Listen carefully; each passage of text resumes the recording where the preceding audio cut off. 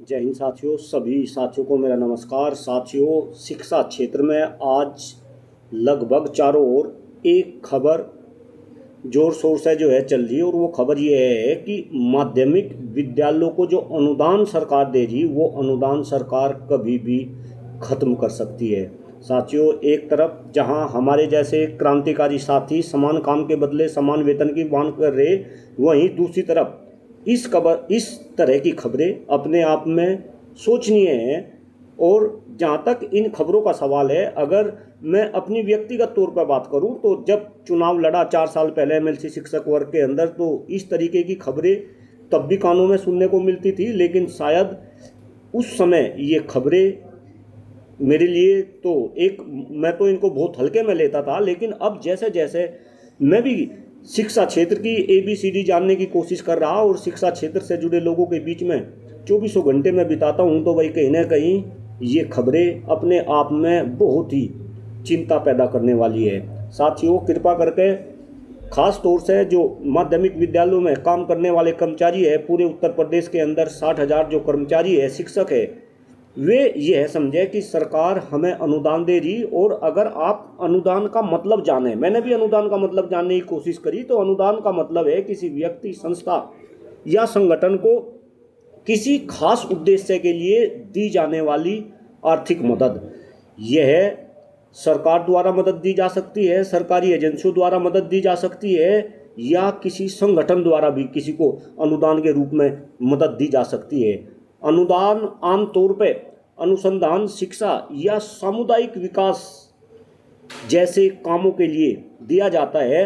अनुदान को वापस लेने की कभी ज़रूरत नहीं होती। लेकिन अनुदान की एक खासियत यह भी है कि अनुदान का मतलब किसी दावेदार या याचिकाकर्ता को कुछ ऐसा देना जिसको कभी भी रोका जा सकता है।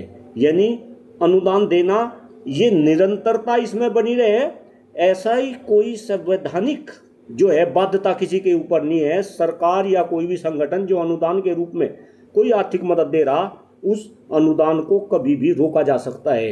ये डॉक्टर कुलदीप मलिक अपनी तरफ से नहीं बोल रहा। आप अनुदान का मतलब किसी से भी जान सकते हैं, आप इसको गूगल कर सकते हैं, इंटरनेट के माध्यम से इसके मतलब को निकाल सकते हैं। तो जब अनुदान का मतलब ही एक ऐसी आर्थिक मदद जिसको कभी भी रोका जा सकता है, तो भाई सरकार क्यों नहीं रोक सकती? और वो भी ऐसी सरकार जो कहीं ना कहीं निजीकरण की तरफ निरंतरता से जो है अपने कदम जो है बढ़ा रही, और इसमें जो प्रबंधक महासभा है वो भी कहीं ना कहीं सरकार का साथ दे रही।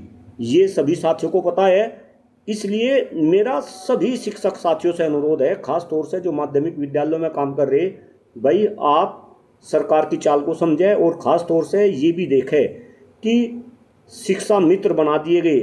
शिक्षा मित्रों की संख्या इस प्रदेश के अंदर 1 लाख थी। कभी वे भी शिक्षक हुआ करते थे, लेकिन आज वो शिक्षा मित्र के रूप में कार्य कर रहे, और उनकी संख्या तो 1 लाख थी, आपकी संख्या तो मात्र 60,000 है। तो कहीं ना कहीं आपको इस तरफ जो है अपना ध्यान लगाने की ज़रूरत है कि अगर सरकार ने अनुदान देना बंद कर दिया तो फिर क्या होगा। हम तो समान काम के बदले सभी को समान वेतन की बात कर रहे, लेकिन अगर माध्यमिक शैक्षणिक संस्थानों में सरकार अनुदान देना बंद करती है, तो ये भी शिक्षक ध्यान दे कि आप कोर्ट का दरवाज़ा भी नहीं खटखटा सकते, आप कोर्ट में नहीं जा सकते, क्योंकि कोर्ट पहले से ही, खास तौर से सुप्रीम कोर्ट पहले से ही ये निर्णय ले चुका है कि अनुदान देना सरकार के विवेक के ऊपर है। इसमें कोर्ट कोई हस्तक्षेप नहीं कर सकती। यानी अगर सरकार आज चाहे तो आज से ही अनुदान देना बंद कर सकती है, और शिक्षकों के लिए जो अनुदान ले रहे, कोर्ट के दरवाजे उनके लिए पूर्ण रूप से जो है बंद है। इसलिए हम क्या करें?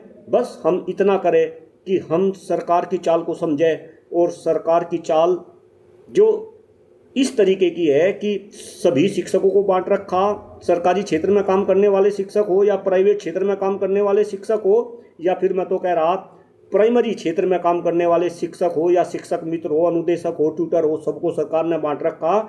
इस वीडियो के माध्यम से मेरी सभी शिक्षकों से और ख़ास तौर से जितने भी शिक्षक संगठन हैं, भाई समय आ गया कि आप लोग संगठित हो जाओ।